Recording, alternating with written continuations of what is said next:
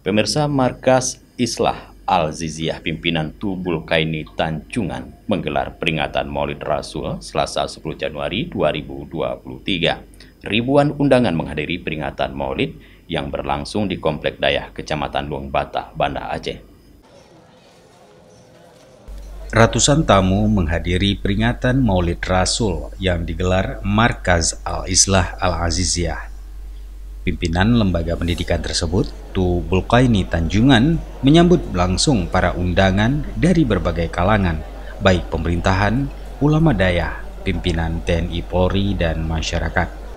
Merayakan Maulid Nabi besar Muhammad SAW ini sudah menjadi acara rutin, acara tahunan. Cuman ini sudah mulut terakhir ini, ya. Kalau untuk masyarakat Aceh ini saat-saat ataupun bulan-bulan terakhir merayakan Maulid. Alhamdulillah, kita mengharapkan dengan perayaan Maulid ini semakin bertambah rasa mahabbah. Yang pertama, kami di sini sebagai panitia pelaksanaan Maulid juga kepada para undangan bertambah rasa mahabbah kepada Rasulullah SAW, yaitu dengan mengikuti sunnah-sunnah Rasulullah. Ini sangat penting karena kondisi keadaan kehidupan kita di akhir zaman, kalau kita jauh dengan Rasulullah, mungkin kita akan ada kegelisahan dalam kehidupan ini. Walaupun carut marutnya dunia, dengan tingginya rasa mahabbah kita kepada Rasulullah, insya Allah kita akan hidup tentram.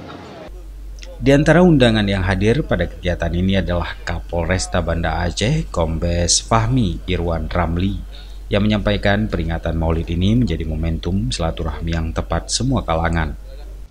Ya, ini kan kita ada undangan Maulid kemari. Jadi selain menghadiri undangan, kita juga silaturahim terutama ke para ulama-ulama. Saya juga tadi dari Janto, acara Maulid juga, kemudian ada ziarah ke Selimum, kemudian pulang kemari karena emang ada undangan sekalian silaturahmi ke Abu. Dari Banda Aceh, Tim Liputan Aceh TV melaporkan.